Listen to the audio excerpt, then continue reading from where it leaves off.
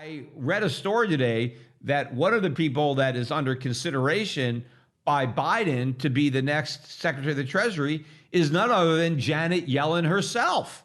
Now, I suppose Janet Yellen may be better than the other woman that a lot of people were talking about, Elizabeth Warren, but still, Janet Yellen is a super dove, right? She is a Democrat. That's why Obama appointed her in the first place, right? Because she came from that perspective, but she was not a good Fed chairman. Remember, she only managed one rate hike during the entire time she was on the Fed. I mean, she did a pretty good job of bluffing, but she really left all the rate hikes to Powell. Although, no, she did do a second rate hike, I believe, after Trump was elected, right? She didn't do any rate hikes until, other than that first one in December of 2015. She didn't deliver her second rate hike until Trump had already beaten Hillary Clinton in November of 2016.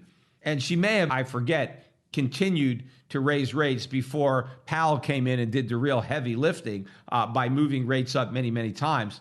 But I don't think that Yellen ever would have raised rates a second time had Hillary Clinton won. I think it was one and done until Donald Trump came along. And once Trump was there, well, then, she was willing to raise rates. But I think Biden wants Janet Yellen because he knows that she's going to be very, very accommodative when it comes to running up the debt. She's not going to have any opposition to big deficit spending. And she has friends, obviously, on the Fed. And the scary part about having an ex-Fed chair as a sitting Secretary of the Treasury is, that she has these relationships. And she worked on the FOMC with current members of the FOMC. So this kind of tears apart even the pretense of some type of separation that we actually have an independent Federal Reserve when it's a former Fed chairman, recent Fed chairman, who is now Secretary of the Treasury, who will be working with the new Fed chairman. Obviously, she already has a relationship where she knows all the other people that are there, or most of the players. And who knows, again, who is going to be the next Fed chair, because I don't believe that Biden is going to reappoint Powell, although it is possible that he'll do that. But most likely, he's going to want his own guy in there. And so he's going to pick somebody else, maybe who has an even better relationship with Yellen.